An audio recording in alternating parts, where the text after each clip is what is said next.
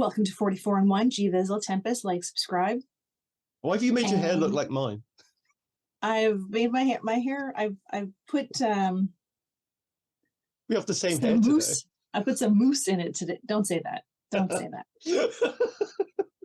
I'll have to go put my own hat on if you say that. I put some mousse in it, trying to get some of my curl. Well, wave. It's not. Okay. Do you know I had super straight hair when I was a kid for years. Like I got a permanent a couple of times, and once it faded, my hair went back to like super straight. And then in high school, my friend and I got bored, and we kind of shaved part of my head. We gave me like kind of a faux mohawk-ish. Yeah. It's kind of like half shaved and a big hunk hung over. Too thick for a mohawk, but too thin to be a real haircut. And then when it grew back wavy, curly, and cool. Then it settled into wavy. Oh, that's so cool. So I had a work colleague, and I think she had brown hair. No, she had blonde hair. Then she got a really rare type of cancer. So she went through all the treatment, lost all of her hair, and it grew back brown. It's crazy. Hormones are crazy. Yeah. Well, apparently there was like this old wives' tale that if you shave your baby's head, their hair will grow back curly. I think my hair's less curly than it used to be when I was a kid. When I was a kid, it was just all over the place. Yeah, mine was like super straight. Oh, and then I had beautiful curls for like 5 or 6 years, and then it just went wavy and kind of flat. So now it's just indecisive. Can't decide what it wants to do. Some days it's wavy, some days it's straight. Well, at least you can carry the look compared to my hair that really needs a cut. Your hair looks really good. Heard it. Thank you. £5, please. No. I shan't be paying for compliments. Right then, let's go for a what the fuck is wrong with you then? And the text on the video says, Toxic Spirituality 101. The woman who was making the video, so it's someone actually reacted to the video, but there's a comment, she's responding to a comment that says, what do you say in the moment to the person saying the things you don't want to hear? Yeah. And this is her response. How do you manifest a person who's telling you they don't want to be with you? Well, in the moment, while they're saying those things, you want to practice revision. So hang on, did she say, how do you manifest someone who doesn't want to be who doesn't want to be with you, who's telling you they don't want to be with you? But I thought manifestation, like I have fundamental misunderstandings here, clearly. I thought manifestation was if you will something, it'll come into existence. Yes. And she's saying that you are going to will a relationship out of someone who doesn't want to have a relationship with you. That's a bit rapey. Yeah. Spiritual. No, I won't make that joke. Okay. For example, I manifested my ex back and wow, it's going great. Listen, he has said some terrible things to me. He has said he's not ready for a relationship. He doesn't want to live together. He doesn't see a future with us. He doesn't see us getting married. He's not in love with me. He sees me as just a friend. He wants space. He doesn't want to talk anymore. He doesn't see this ever working out. Yes, he has said those all are the of those things he has said to her. Yeah, like he's actually come out and said them. Like he has said all of those things, and she's still like, nah. Yeah. The person reacted. I'm gonna make this happen. The little person in the corner reacted to it's hilarious. Yeah. Just pulls the hood up. This is scary. Yeah. But I manifested all of that to change. We have a house together now. We are building a future, and our relationship is so unbelievably happy and healthy. I want you guys to have that too. And so, okay, so far we're a third of the way in. It's given I don't know a better term for it that's less misogynistic, but it's given bunny boiler vibes. Giving okay. You know what I mean? I get was it Fatal Attraction? Bunny boiler. I get it. It's very. I think her boyfriend has Stockholm syndrome. Yeah, yeah, that's what I mean. Yeah, yeah, like he's told her all of these things, and now she's like, we're in a home. We're super happy. We're super healthy. It's like I think he just gave up because he was scared or tired or something. Yeah, it kind of feels like a lot of the stuff where with that we've spoken about previously with men and dating, and in your clip about the romantic comedies, like she's given off a different version of that. And honestly, if it was like, this is giving the same vibes as the guy we spoke about a couple weeks ago who would chase a girl down because he wanted her to hear a song. Yeah. The only reason there's probably not as much public outcry for this video as there was for his is because, right or wrong, everyone assumes that a man would be able to defend himself physically against a woman. So, perhaps this man is not in the same kind of danger that a woman would be in if the roles were reversed. Yeah, it's not physical violence, that kind of danger. This is psychological or financial kind of violence. Like, she's basically groomed him to be with her. Yeah, that poor bloke. Yeah, because grooming essentially is whenever there's a power imbalance and someone has some kind of malicious intent behind it, nefarious intent behind it. 3 episodes, and then that means that's kind of like one of the aspects of grooming, is it she clearly has a power imbalance with this guy and she's manipulated him into being in a relationship with her. I would love to hear his side of the story. Yeah. Just a fixed grin. I'm very happy. I know, like the poor guy in Get Out. Like, I haven't seen it. I'm trapped. Oh, Yeah. It's a great movie. You should watch it. Yeah, I really want to. I like was it Jordan Peele? That's it, Jordan Peele. I get him and Michael Keaton confused when we switch their names up. But yeah. I'm going to tell you how you can deal with things in the moment. When your partner is saying things that you don't want to hear and you want to use manifestation to fix it, what you do is you tune them out respectfully, but you stop listening. How do you respectfully tune someone out? Look at your head's about to explode. Yeah, that is so abusive.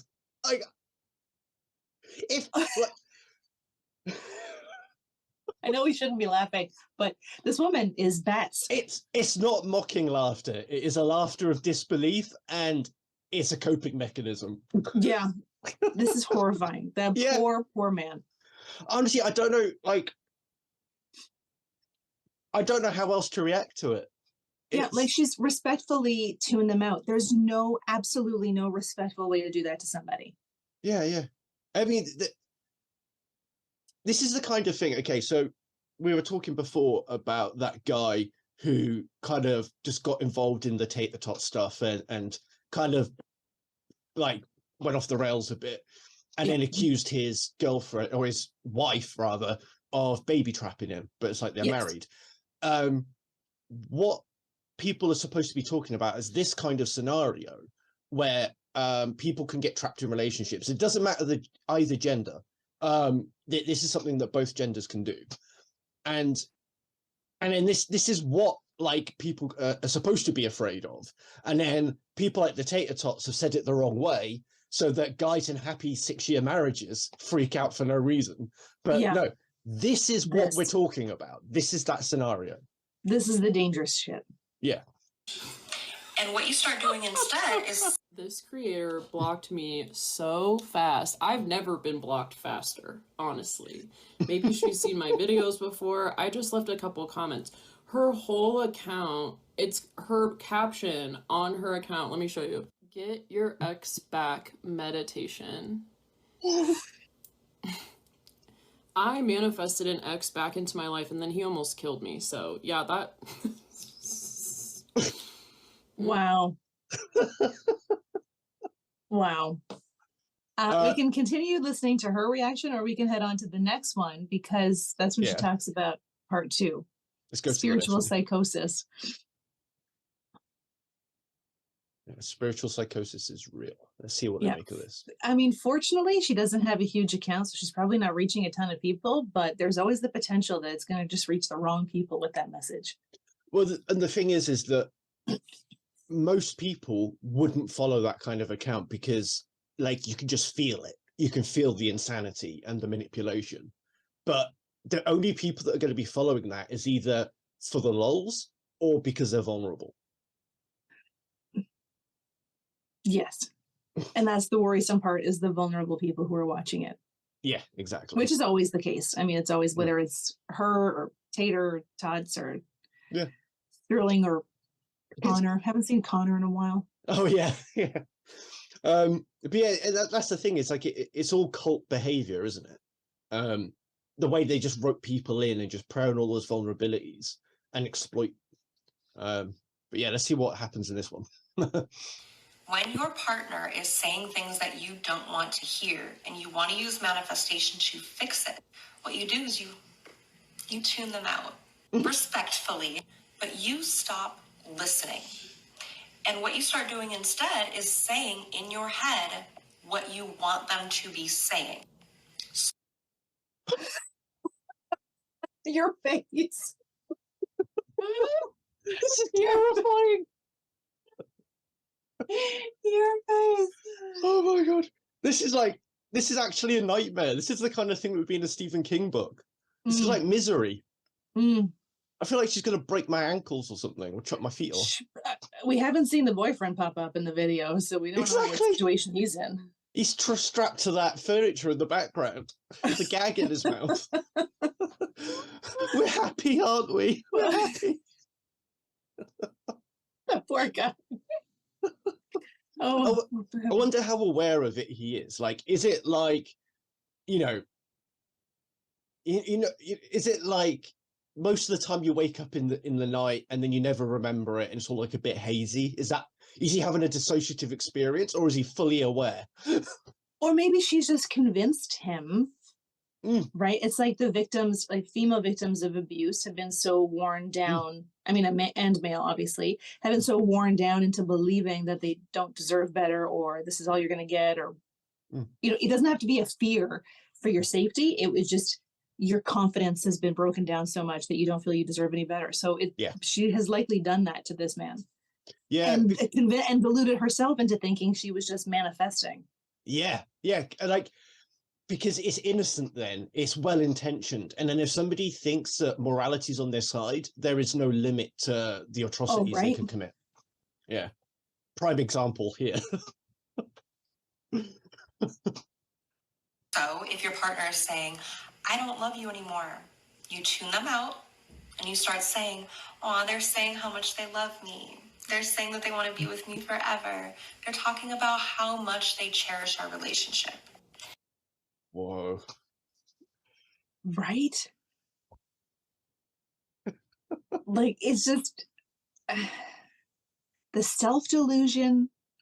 It's like she's abusing herself just as much as she's abusing her boyfriend. Like, yeah. Just tune it out. And the other thing is like, is she just saying this to get followers, or does she really believe what she's saying? And has this really happened to her boyfriend? I don't know, because I mean, her whole bio is get your ex back to your meditation. So like, she fancies herself someone who is able to provide advice on a situation, probably because she has, in air quotes, successfully done that same thing. Yeah. I wonder if, I'm not sure if this is like so far, like, obviously I'm not diagnosing her. I've got to do that stuff. Like, I'm just an academic, not a clinician, and this isn't diagnosis. I'm just talking about what's being presented here, and the fact that, like, the other creator that's reacting to it's calling it psychosis.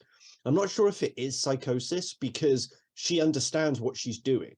Like, psychosis is a full delusion. So, and you'd have to know more about her background and how she was brought up to figure out, like, how much of it is psychosis, because it might be the type of spirituality or spiritualism might be typical for how she grew up. And a psychosis is something that you completely live in another reality that is not reflected in your culture. But I wonder if that's how she grew up, so she thinks it's normal. Exactly. Right, like one of her parents did it to the other, or the two parents did it to the kids. Like, there's got to be something there for her to be like, yeah, I grew up this way, so how could it not be? Yeah, how could it not be normal? I would be quite interested to know, like, how she happened by all of this stuff, and yeah, like, was it her childhood? Did she get, like, roped into a cult while she was a teenager? Is this because of abuse? Did she use this as a form of escape, or she might even have schizotypal personality disorder, for example, and they have a tendency to follow magical thinking, like and I don't just mean belief in God or deity, but like literal things like fairies and mythical creatures and cryptids and things like that. Gotcha. And like this kind of belief system that she's got here, somebody with schizotypal personality disorder would be kind of roped into that. They'd be pulled into it. It'd be very attractive to them. But yeah. Is that the magical you part of it? Like, would she? Sorry, would Right. she be thinking that the manifestation has some sort of divine intervention, and that's why she's thinking that she can just manifest these things? Yeah, like if she really believes it, then yeah, that you know, that could be, that's where like it could be a psychosis or it could be a schizotypal personality disorder, something like that. Like they do literally believe in magic, and they do believe in these magical powers. So like if she's created this belief system here, she might very well literally think that she's affecting his brainwaves with magic. So she thinks she's magical. Yeah. Okay. Yeah, yeah, Maybe. and that anybody can do that, like if you just learn how. And she's trying to teach people. So it could be that she's adopted like a shaman persona type of thing. And that's the thing, is like when this is why I find it really interesting when you get cases like this, because like, well, where does it come from? Why is it? Because, you know, I've listed like 5 or 6 different possibilities here. This is why I'm so against a lot of the pop psychology stuff on social media, is because they say it's this, it's that, and you're never sure. But I find the possibilities way more interesting. Well, everyone is so quick to diagnose everybody as something. Yeah, exactly. Right? Like if you spend 5 minutes on Reddit, you're going to see at least 10 different comments of like, leave him, he's a narcissist, or your parents are narcissists. Yeah, exactly. Like, no, they're just shitty parents. There's a difference. I wouldn't be surprised if people are saying, oh, she's got bipolar disorder, or she's in psychosis or something like that, because that's probably. Or I haven't dug down into the comments on her video, but it would be interesting for sure. That would be interesting. I'll have to look at that later. But yeah. You don't have to fully believe in it, right? You're probably not going to believe in it fully, but that's not the point. The point is that you're feeding yourself what you want to hear. And then what you're going to do is not give it an emotional response. When they're done talking, let them finish. Wow. But when they're done talking, you just say, okay, I hear what you're saying. Thank you for sharing how you feel.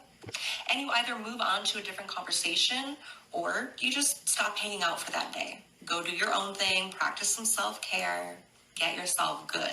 Don't dwell on So the I negative hear what you're things. saying. Thank you for sharing that with me.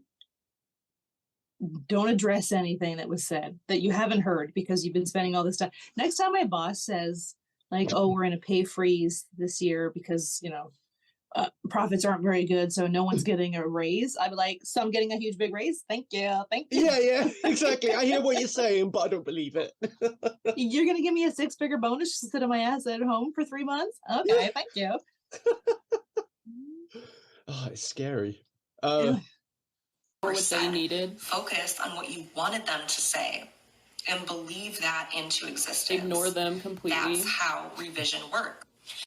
So she's basically telling people to completely invalidate somebody else's experiences and thoughts, and just completely just erase them from existence as an agent in their own mind, their own free will.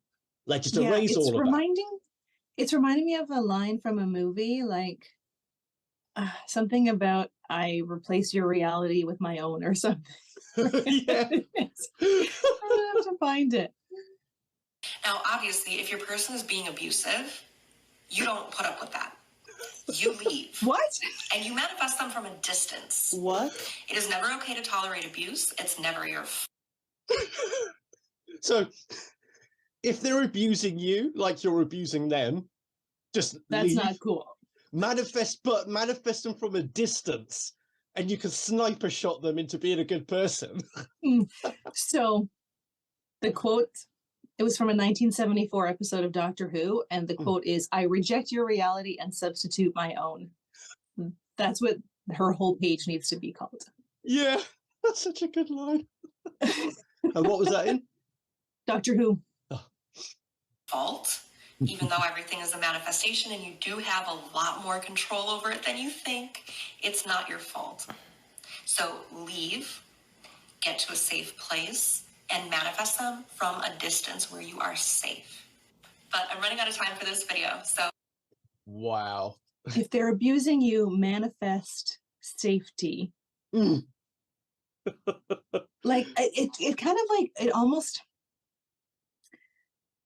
That type of thinking could lead someone to the extreme where it's like, oh, every time he hits me, he's just telling me that he loves me. Yeah. Right? Like, that's so dangerous. Oh, And it's like, okay, so if he's abusive, or she, in this case, it's she. Yeah.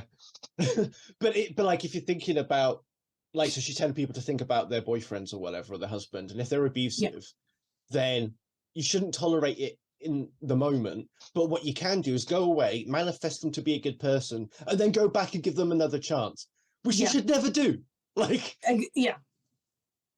And this guy, he should never have gotten back together with her. No.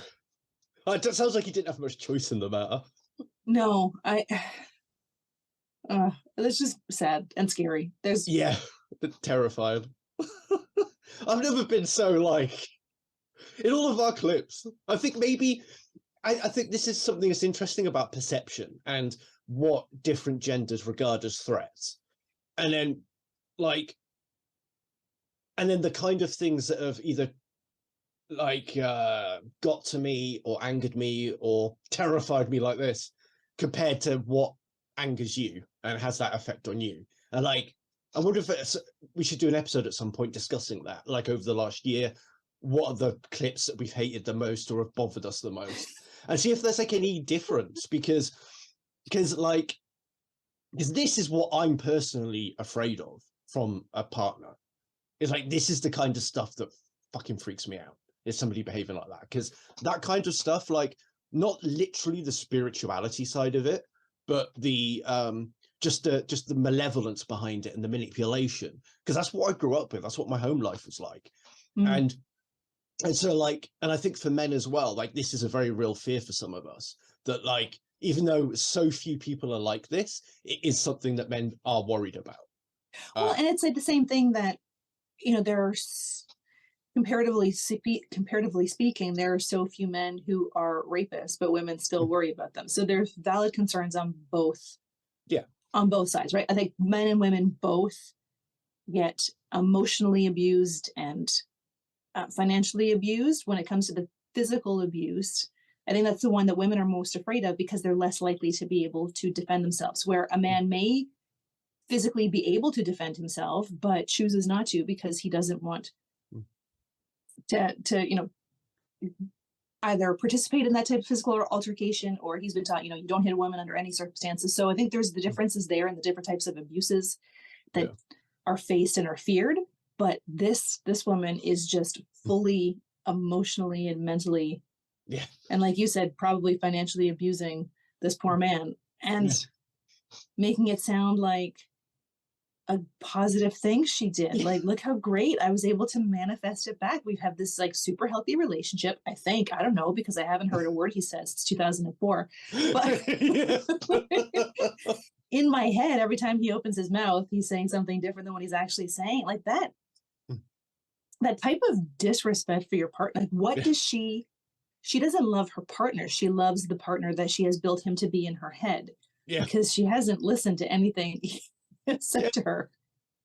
She's created like, that avatar. If my husband were to say to me, like, I'm not in love with you, I don't see a future, I don't want to be with, like, all the 10, she counted them off on fingers, the 10 things. If he had said that to me, I'd be like, okay, peace out. Like, there would be no, he doesn't mean it. And like, you would owe it to yourself as well, like, in terms of self-respect and your own independence, your own like mental health and well-being, is to not stick around if someone says that to you, because you don't deserve that. Exactly. You know? And I mean, just also the effort involved, maybe it's just because I'm lazy, but the effort involved of trying to convince someone who doesn't want to be with you that they want to be with, that's a lot of work. I would rather just call it a day, be on my own. See what happens. I had also with the whole autism thing. I like sometimes I just don't know how to react. And my first ever girlfriend, right? I was like 15, 14, something like that. And anyway, we were like together as you are at that age for like 4 weeks. And it was one of those relationships where I'd get the bus to school and then she lived near my school. So I'd get there super early and then I'd walk her to her school and then we'd make out a bit and then go about for our days kind of thing. And then I'd walk her home after school. And then we just did that for like 4 weeks. And then one day on the phone, she just said, oh, look, I don't want us to be together anymore. I just want us to be boyfriend and girlfriend. And I just said, oh, okay. See you later. And then, but I didn't react. And then when I saw her the next day, she was like, it just didn't seem like you cared. And I was like, I just didn't know how to react. I was like, I've never. But not only like, it's that I've seen posts where women are asking for dating advice where like, I told this guy I wasn't interested and then he stopped calling me. Like, what am I supposed to do? And it's like, well, Yeah, that's what you're supposed if you're interested, say you're interested. Like, oh no, a man was respectful and he respected your wishes and you told him that you didn't like him and he accepted that. Oh, well, it was me. Like those are the types of women that give the rest of us a bad name. Yeah. Honestly, the kind of shit that happens is like, that's why I met, because while 80% of women will say, no, don't chase a woman. If she says no, she means no. There's that 20% who's like, I kind of mean work for it. And that, of course, men are confused by that because the media presents it as be the pursuer, be the this. Yeah. Women have learned to like play hard to get, because if they don't play hard to get, the men are going to give them a shit for being ran through, which is a lovely term. Like there's just, none of us can ever win, right? Men, women, we just can't. Because even if you think you're doing the right thing, someone's still going to come around and tell you you're being a cunt. Yeah. And do you know what I find interesting with this whole ran through thing is that no other species on the planet gives a shit. It's like homosexuality, though. Like, it's present in almost every species of animal. Yeah. They don't care. Yeah. But like, people bonobos are always at it. They're always fucking everything. Right. And now this whole like bill presented in Florida about not being able to talk about periods or even say the word period until the 6th grade. That's ridiculous. Like there's animals like dogs go into heat. There's it's just a natural biological function that you're going to terrify a group of young girls if you're not allowed to talk about it, because it's not like their parents are talking about it. My period talk when I was, 12, my mom was in the bathroom. She opened up the door and she yelled at me to bring her a pad. I grabbed a pad from the closet, passed it to her through the door, and she went, "You're going to need these one day. Shut the door." That was it. What was I supposed to do with that? Yeah. Where do I put it? Yeah. Need it for what? For your arms. It looks like a floating device for my Barbie doll. What am I supposed to do with this? And now if you like, the average age of a 6th grader is like 10, 11. Girls are getting their periods younger and younger. So an 8-year-old can get her period and not be allowed to talk about it, not be allowed to express herself and figure out what's going on. Probably at 8, I don't know if she'd have the wherewithal to go on the internet and Google it. And if she did, it would probably tell her that she was dying anyway. So you're just terrifying this group of young girls. Infringing, because I mean, you don't want to teach it in school. That's dumb because it's going to happen. But you're also like, the land of the free is now infringing on the First Amendment right of an entire population until they get to a certain age, because it makes people feel uncomfortable. But I don't think there's any bill saying that they can't tell boys they can't talk about their wet dreams or hard-ons. Yeah. That's another weird thing, isn't it? And it's a period. Like, stop making young girls feel ashamed of it. Stop letting young men be afraid of it. It is just a thing that happens. Yeah. And in the other aspect of it as well with the period thing and why you've got to teach young girls, as young as possible when they can understand it, really, is because kids need to know if someone's fucking with them. Because if you think you're not going to teach these young girls about periods, that means you're not going to be teaching her about a lot of other stuff too. And then you get some men who say shit like, well, if it bleeds, it can breed. Like, yeah. And then so what? If she's like, okay, I'm 8 years old and I've got my period, but I don't know what it is, I don't know why, but that means I can now be sexually active because some fuckhead's groomed her and she doesn't understand what any of that is. It's just a terrifying thing. It's a basic physiological, biological function. Half population experiences it. And the fact that they can't talk about it until an age that they have just arbitrarily pulled out of their asses, because girls are getting their periods younger and younger. Like, what is the risk of telling girls in the 3rd, 4th grade, this is going to happen to you one day, and this is how you deal with it, and this is what it is. What's the risk of that? Because the downside of not telling them is that you've got a bunch of scared little girls. You've got a bunch of girls who feel shame because of what's happening to their body, and they don't understand it. They're afraid because they're all of a sudden they just start bleeding out for no reason that they have no idea why. They don't feel they can talk to anybody about it. And they actually had that in a House episode. There was a girl, and it was something to do, I can't remember like the case properly, but she was basically going through puberty early because of some environmental thing in their house, and it caused her to develop everything earlier. And then they thought that dad was abusing the daughter because she had scarring around her vagina and stuff, and like there's signs of damage. But it's because she'd been trying to take care of herself, and she was worried because she didn't understand what a period was, and she was growing hair down there too young. Yeah, and then because nobody told her, and then it turns into like, oh, we suspect child abuse because of what's happened, you know. And then that was just such a good, even though it's fictional, but it's such a good example of what can happen if people aren't. I mean, like, look, and this is other fictional, but look like the opening of Carrie, right? Yeah, I was going to say that. Yeah. Where like when I was 10, I broke my hymen on a banana seat. I had a bike accident. Yeah. My transition from foot pedals to handbrakes was not a didn't go well. No, but I knew about periods at that time because in school they had, so when I saw it, I was like, oh, I guess I got my period. I wasn't like, holy shit, I'm dying, which if I didn't know what to expect and I saw myself bleeding from my vagina, I would be quite terrified. Yeah. So this is a tweet. This is a Matt Walsh tweet. It's an older one. He says, I would kill every ape in the world to save one human because humans are more important. This is a very simple concept, folks. And then a mere 3 years later, someone responds saying, would you suck every ape's dick to save one human? Would he suck even one ape's dick to save, to save 10 humans? And I would bet the answer is no. My answer would be, it would depend on the ape. A spider monkey, maybe. A silverback, I don't know. Honestly, it would be terrifying no matter what species of ape. The one, I think... Yeah, apes are strong as fuck. Yeah, and it's just kind of like, humans have the biggest dicks, but we'll be out of the apes. Out of apes. Yeah. We're one of the 5 species of ape. So, I thought you meant of all animals, because I was like, have you seen a horse? Yeah. I'm only working on my own equipment here. I can't speak for anyone else. There you go.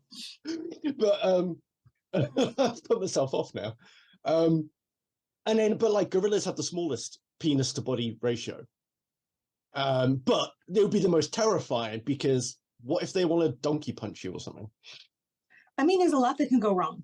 Yeah. There's a lot that can go wrong. But I also I don't know that Matt really thought this through. No. I mean, it was 2016, so it wasn't the same social landscape as it is now. Because I feel like the douchery that he has devolved to would put very specific parameters about who that one human would be. Yeah, exactly. I think I don't think he would extend the same energy to trans folks or anybody else. Exactly. Yeah, so, anybody in the LGBT. No, because he can't separate. I mean, I find him quite an interesting bloke to watch. Not a positive guy. I mean, literally just interesting, because he's sometimes, he kind of starts off and it sounds like he has a bit of a point, and it's like, okay, I'm hearing you. I don't agree with you, but I hear it. And then his bigotry starts to come out, and you start to see how much he hates what he's talking about. And then he kind of, each of these guys have like different tells with when they're starting to lose their mind on a topic, and you can tell they're not thinking rationally or logically. This is coming from a place of bigotry and hate.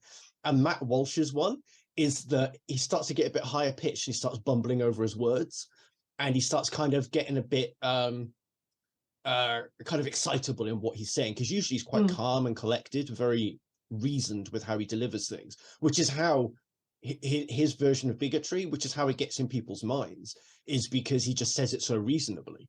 But then, yeah, like Ben Shapiro, when he gets upset, he starts talking faster and higher.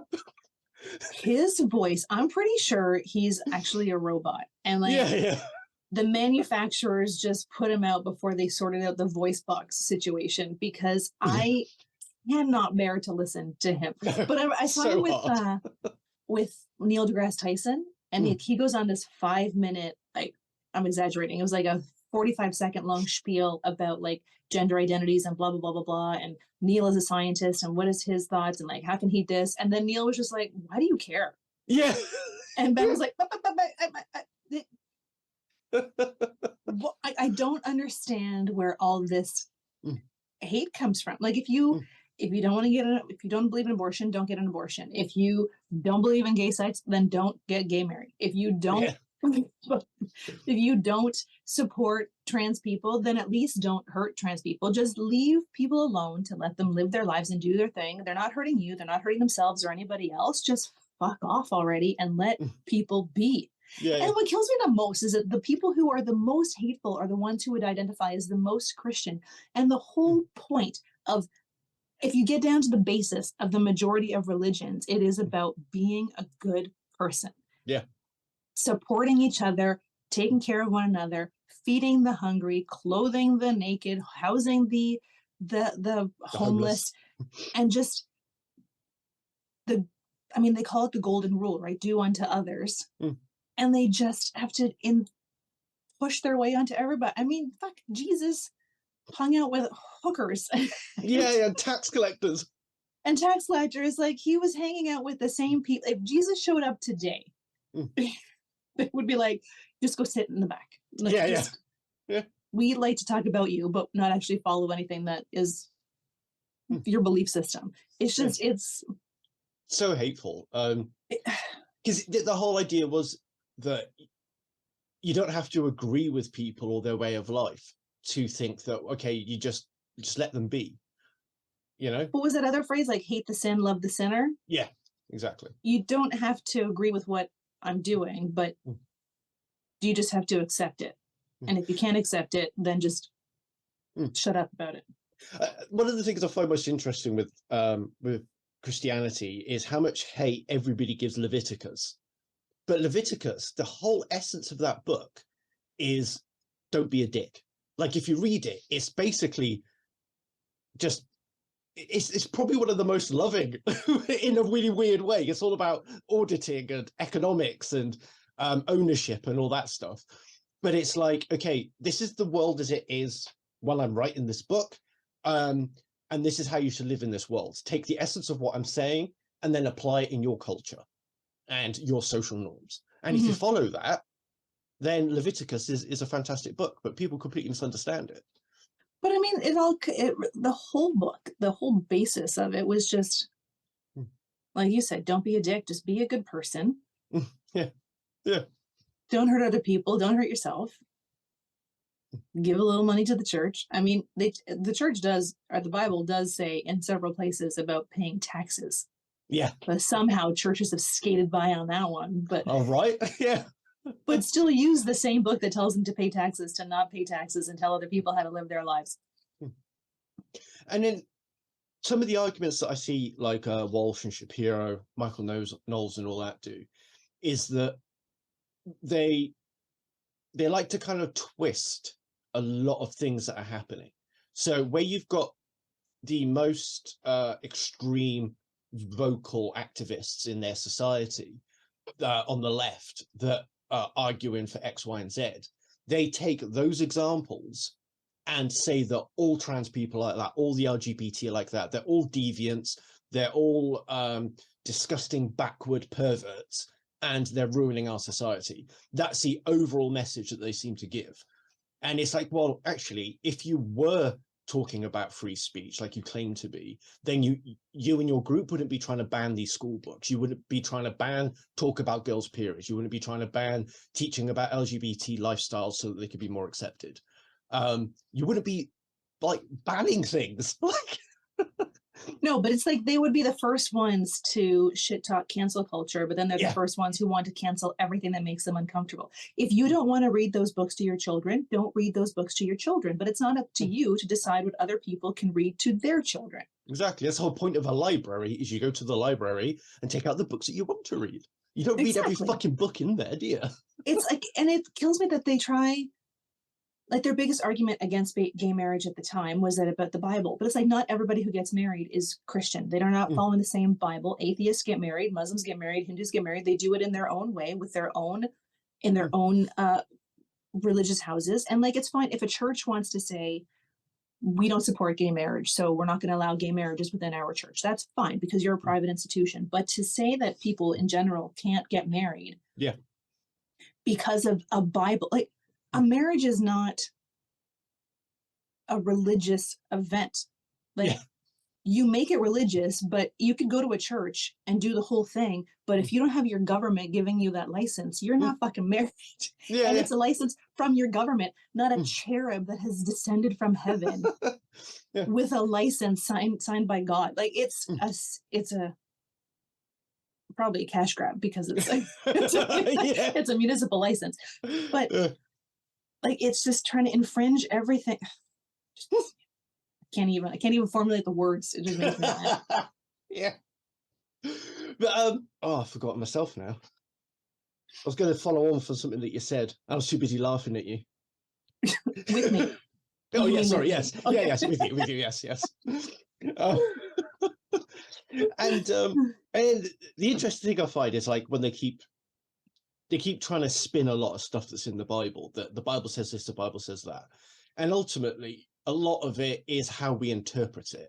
But like, they can't accept that they're interpreting it that way and that another denominational group of people interpret it differently. So in my interpretation of reading the Bible, different translations, it doesn't say anything against gay sex or gay marriage. It doesn't say anything, like even the Quran doesn't prohibit gay sex. It's the picking and choosing for me that is so hypocritical. Like you can't in good conscience say, well, the Bible says this, while at the same time you are spouting off hate, you're working on a Sunday. I mean, it's in the 10 Commandments, right? Like there's a football or a hockey player who they were doing pride jerseys, and he said he wouldn't wear the pride jersey because his religion, but he will play a game on a Sunday, which is also kind of against the religion. So the picking and choosing, it's like, you cannot hide behind the Bible to justify your hate. Just be hateful. You don't need religious backing, because at the time Jesus was preaching tolerance and acceptance and love and charity. He wasn't preaching any sort of hate. Yeah. He's trying to say like, well, the world is shit and this is how we can make it less shit. And that should be the overriding goal. The other thing is, I mean, more of a funny example is look at the amount of Christians that eat fucking shellfish these days. And the Bible specifically states that you shouldn't eat shellfish. That's true. So it also says you should be able to sell your daughter into sexual slavery, but I don't see a lot of that. Oh, no, it doesn't tell you to do that. It says that like these are the rules of the time. This is when you can. Yeah, and it's like it's more about like if you're going to do it, this is how you need to do it appropriately to make sure that all involved aren't getting like fucked over, basically. Here's how you nail down that business transaction. Yeah, exactly. And nowadays we don't apply that because we don't believe in selling off your daughters to slavery anymore.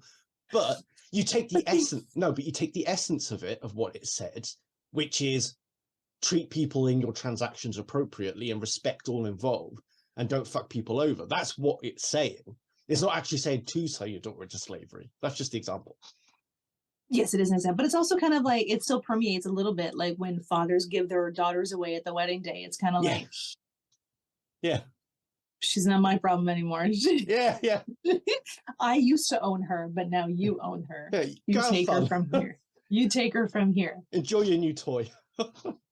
I mean, I don't follow any religion. I don't subscribe to religion. I grew up Catholic, and that's how we grew up in our home. And I went to a Catholic school, but it's never sat well with me. But I don't know where, like, I feel like when I was a kid, you were religious or you weren't. You didn't use your religion to justify any sort of hatred or bigotry. It was a private thing. Like, I don't know why everybody now, not everybody, but you know, a lot of people just take one aspect of their personality, usually the least interesting thing about themselves, and build their whole personality around it.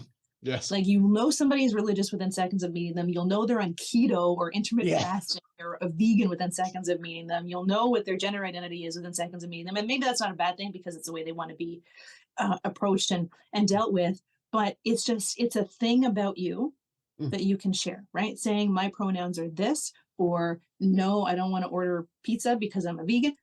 That's where you can end the conversation. Like, it doesn't have to be everything you're about. And now Christians have made their entire personalities about railing against these perceived dangers, which are usually just women and members of the LGBTQ plus community trying to live their lives. Yeah, they're trying to achieve the same acceptance that they see everyone else as having. Yeah, like, well, Christians will be screaming that they're being persecuted while simultaneously persecuting others. Yeah. Like, there's a church somewhere in the States, this pastor has like openly called for the execution, as he puts it, execution of gay people. And now that his church is getting threats, he's like, why are we doing this? I don't understand. It's going to be free to be hateful. And just to balance it a little bit in terms of the rights and stuff, I think that when it comes to progressivism, I think there are a few topics. I'm not going to name any because, like, that's not part of this discussion. But I think sometimes there are things where they're trying to get more rights on top of other people, and they're trying to they want to get over acceptance. They want indoctrination, but that's a very small group of people that want that.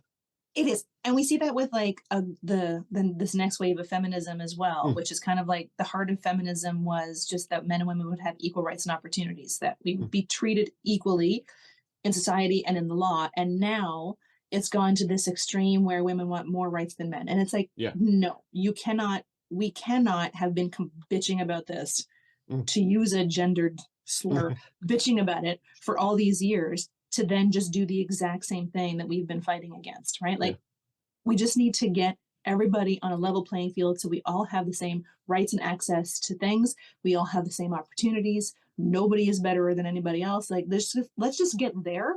Then we can decide what to do next. Forget about, like, you know, the reparations of like, well, women have been oppressed for so long, we need more. No, let's just get even. Yeah.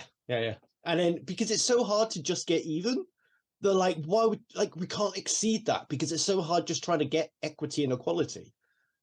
Like, yeah, because I mean, like, as soon as one group even gets close to being equal to the group that they're striving to, that group is like, oh fuck, they're catching up. We gotta go.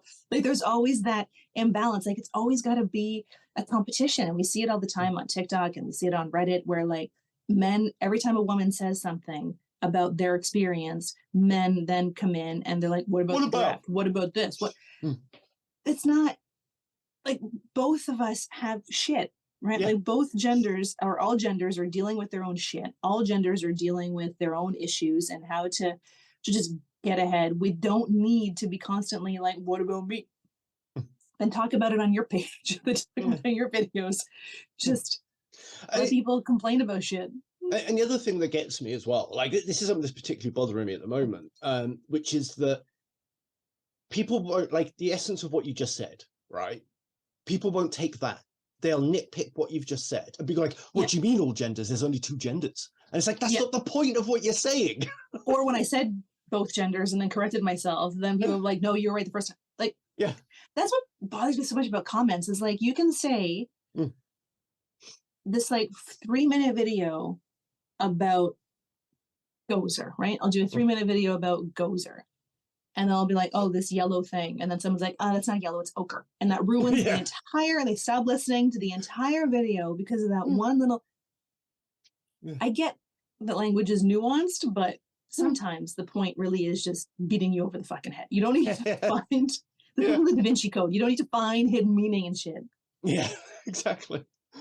And one of the ones that I could cause controversy a few months ago was because I made a video talking about why, like, because somebody had asked, like, why wouldn't you say you're a feminist? And so I explained it. I was like, well, it's a name that it's a word that carries different meanings for different people. And it can mean something completely different from one person to the next, has completely different connotations. And also men and women might view it differently too. And at the end of the day, is it even something that I can claim, being a man and never living my life as something else? Am I ever really going to truly understand what it is to be a woman? You know? And then the comments just proved what I was trying to say. You had like people going like, oh, that means you're not safe to be around. But don't you think men and women should be equal? Oh, you're just a misogynist. And other people would be like, oh yeah, no, I get it. And also remember, you're autistic. We don't like to join clubs or labels and all these other things. It's just it's always so black and white. Like if I were to say, oh, my best friend is blonde, then people will be like, what the fuck is wrong with brunettes? It's like, but nothing is wrong with brunette. I just like I don't know. It's like that one I told you about yesterday. I got into this little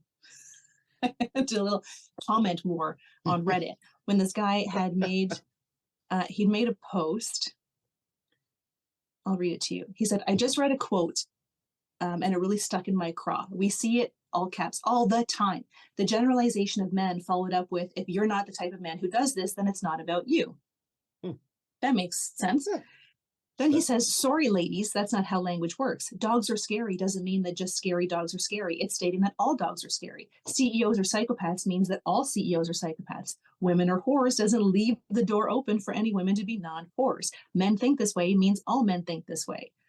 So I then responded by saying, so when you say sorry, ladies, are you talking to all women or just not women? And or all women just ones making the general comments. And I said, that's exactly how language works. Language is nuance. When you leave your house and say it's cold, you're not saying it's cold everywhere on the planet. You're saying it's cold within my immediate vicinity. You're doing exactly what you're pissed off about women doing. And then he responds, don't take it out of context. I was clearly referring to these women. Or were you then? So then I responded with, but that's not how language works, to use his own quote. And he stopped responding. And then what happened? Didn't the moderator close the... Then the post was removed and a moderator comment went out saying, don't do the things that we complain about. Essentially, it was longer than that, but that's what, I don't know if the two things are related, but the timing was a little bit suspect. That's fucking brilliant. But at least the moderator called him out on his bullshit. Yeah, but I mean, that's honestly, so like if you say dogs are scary, you mean all dogs are scary. Yeah. So sorry, ladies. That's the thing. Like when I was a kid, I used to be scared of dogs. Right? But I'm not scared of all dogs. Like when you meet a dog, then you get to know it and you're like, oh, okay, I'm not scared of this dog. This one's fine. But then but like in general, you approach it with trepidation and you're cautious and wary because you might have been chased or bitten or something. And then once you meet the dog, you realize, oh no, this dog isn't like that other dog that bit me. Yeah, I was afraid of dogs when I was a kid too. And then and then I had my aunt and uncle were driving me up to, because they had a cottage just down the street from ours. So they were driving me up to the cottage for the weekend because my parents were already up there. And so sitting beside me on this hour-long drive to the cottage was a 100-pound German Shepherd. When I got to the car, I was like, fuck that. But then I had no other ride. So I sat there. And by the end of that hour, me and that German Shepherd were BFFs. That's so funny. We were the best of friends. But then they had a Pomeranian that was a fucking asshole, and I couldn't. I was I don't know when I got scared of dogs. My mum said that it was when I was a toddler, and like, do you know the Dulux dogs? Like, do you know have the Dulux brand? Okay, I don't know what brand I don't know what breed the dog is, but it was when I was a kid. We used to call them the Dulux dogs. It's an old English sheepdog. Or is it like black and white and like really shaggy? It's black and white and looks like a shag carpet. Yeah. The Dulux dog. Yes. Bit of British history there for you. Anyway, apparently when I was a toddler, one of them jumped on me. And then I don't remember it, but apparently that's why I was scared of dogs. And then what solidified the fear of dogs, I was at a kids' party. I was a kid at the kids' party. Thank you for clarifying. Yeah, and then we were all playing like armies or something, running around pretending to shoot each other. And as I was running through the house, I tripped over the door frame, face planted on the floor, and then his little Yorkshire Terrier came out and started like barking at me and chasing me, and I just bolted out the house and I wouldn't go back in. I was like, fuck no. I was like 8 years old. when you're that, like, as a kid, especially the sheepdog, like, those are big dogs. Yeah. So I can see when, like, it's an animal that's bigger than you. Yeah. And so, I mean, even small dogs are scary. So they can be. Well, There was a Chihuahua that used to go to the dog park I went to, Mm. and everybody in that dog park was afraid of the Chihuahua. Like, seriously, it was the most dangerous dog in the dog park. There was one day where it bit everybody, people, like, because it didn't run around a lot, and when it did, it would try to like nip at other dogs. So the owner would kind of just hold on to it or put it down on a picnic table. So people sitting at the picnic table, the dog would just kind of walk over to you, and so one time I'm sitting at the picnic table and the Chihuahua walked into my lap, and then I froze solid. Yeah. Because I made one move and it turned around and bit me. And it's a Chihuahua, so it's got tiny teeth, but it had bitten. If that dog was Gozer size, it would have been put down. Like, it was it was a menace. I think this is a really good analogy though for why women phrase their TikToks and stuff the way they do. Is that like men, when they talk about men generally, but if you're not the kind of guy that does that or whatever, or then you know it doesn't apply to you, right? Exactly. I don't know why they get so hung up on it. But then it's kind of like what I was saying about sex offenders before, that if all you need is one, right? So you've got this one dog and it's bit everybody at the dog park, which means that a lot of those people are going to be wary of Chihuahuas because you've all been bitten by one. And then so it would be perfectly plausible to walk around and go, yeah, Chihuahuas are assholes. They bite people and like they nip people. And then, but then there's this like, people naturally understand that like, but you're not going to automatically judge a Chihuahua as soon as you see it. You just like, it's just what we were saying earlier. Like, you're just cautious. You know that it could bite you and you treat it with like the caution needed that it deserves.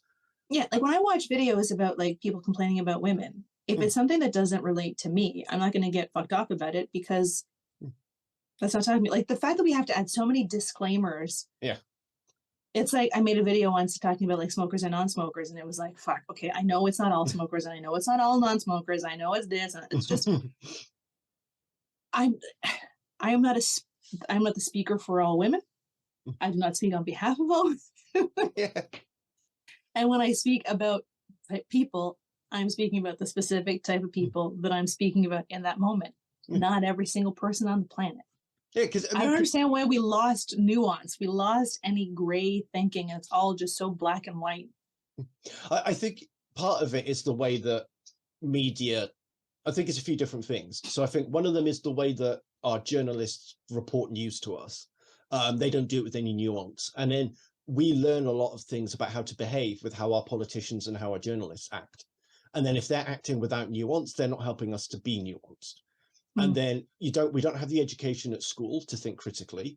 So if they're not giving us the tools with which we can think critically, it's something that's very difficult to pick up unless somebody shows you how to do it. That's fair. And then the other thing is that you couple those things with this whole social media being pushed, and it's like 60-second clips, 3-minute clips, and there's no space for nuance. And then you combine that with the environment that somebody's scrolling, and then people like, they've been so conditioned to respond emotionally to stuff that it's like, I'll type before I think. And then you get that pang of anger, write it down, and then scroll to the next video. And then most people have forgotten what they said 10 videos ago, but they've been bitching on every single video, And then they forget or they miss the part where it makes all sense. Yeah. Exactly. Right? They go for the clickbait title, make their comment, and then leave. And like there have been times I've been guilty about it. Like I'll see a video and something will tickle my tits, and I'm like, oh, I gotta make a comment about this. Yeah. And then I'll watch the rest of the video, like, I need to go delete that comment. Yeah. And like, I think, yeah, you're right. People just go and scroll. I think this is less common, but sometimes we just have a bad day, and like we've all been dicks at some point. And I think people assume wrongly that because we're talking about this and lamenting how annoying people are, people would think that we assume that we're saints, but we're not. Like, we're human beings. I'm a dick. I know it. Like, yeah. But we own our mistakes, which is the difference, isn't it? That like exactly. And just because I complain about other people doesn't mean I don't recognize those same faults in my own. I think the things that you pick up on in other people are the things that you see yourself, right? It's like when my dad tried to quit smoking, he was like, everybody on TV smokes now. They never smoked when I was smoking, because it's that confirmation bias of I'm noticing it more because it's something that I'm doing. Like before I joined TikTok, I don't think I would have. No, that's not a full thought. That's not a full thought. I'll have to give that one a little bit more. It needs more time to cook before I can get it out, because I don't know where that was going. We've all been there too. And I think you're right. It's about the owning it.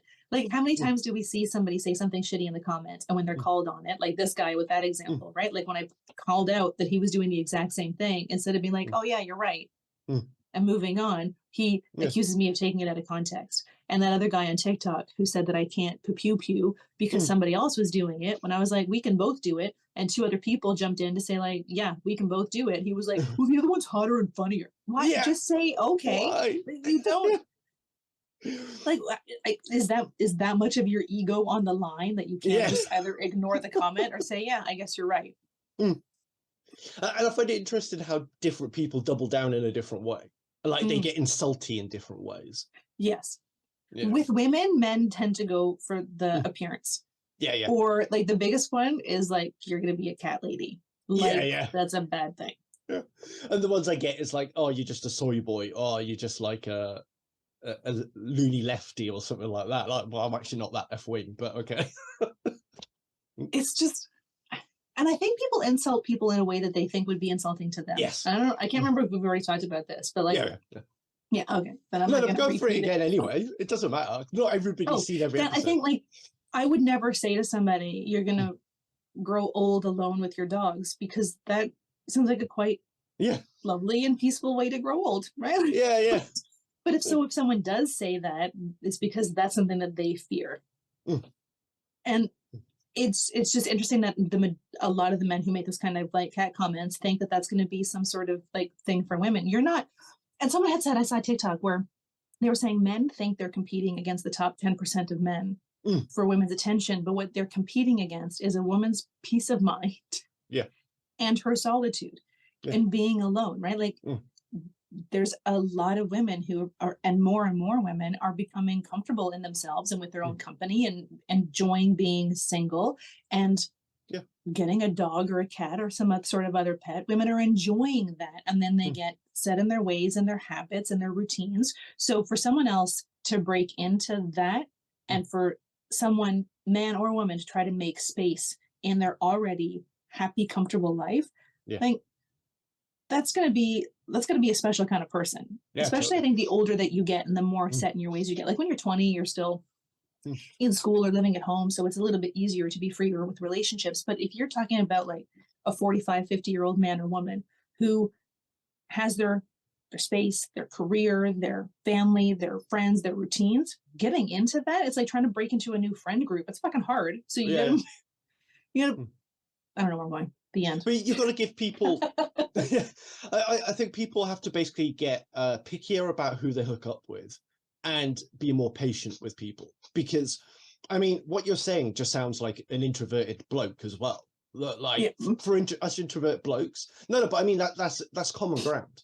That I think if blokes changed how they were thinking about some of this, they would realize they want the same things, but it's because of the focus that they're putting on certain aspects of relationships and the things that they've been taught, they're getting really hung up on the fact that women want their own independence and agency now, and they don't want to be tied down in the old style of relationships. And it's becoming more, like you say, it's becoming more of a common thing.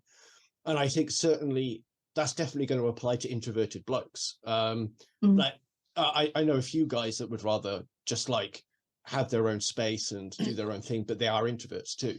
And I think it's about like guys need to feel more comfortable with being that way and being in their own company and by themselves, and they need to look for a partner that they're actually that they mesh like with.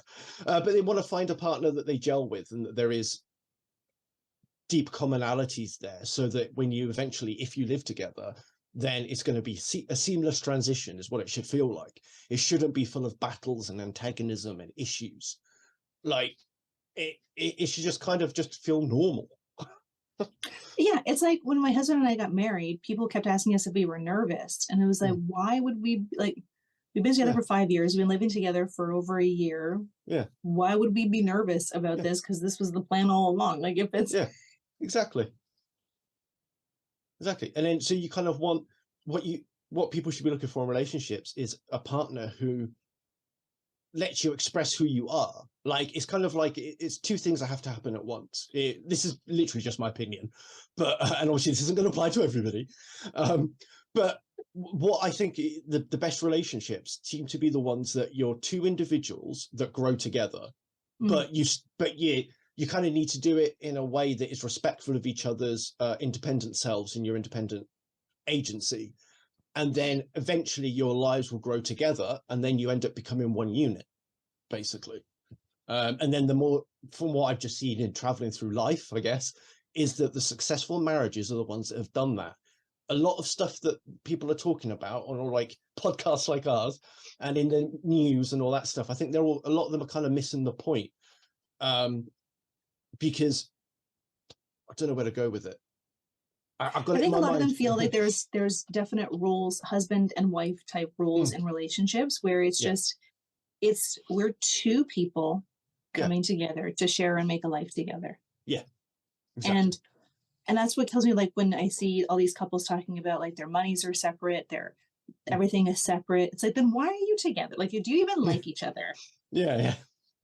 Because like I get that you love your partner, but do you like your partner? Would you hang out with them if you weren't with your partner? And if the answer is no, then why are you going to make a family and share a life and work toward these same goals if you wouldn't even be friends with them? And for people who think like, oh, men and women can't be friends, it's like, well, but we're just people at our core. Yeah. Right? Like we all want the same things. We all have our own interests, and it's about finding somebody who has that same interest. So I don't get that thought process.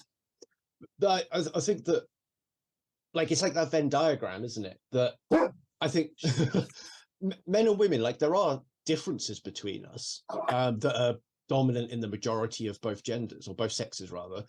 But it's a Venn diagram in the sense that we have more in common than we have in terms of differences. And it's about finding a partner that complements your life and fits into your life versus is a separate entity or a separate aspect of it. Yeah.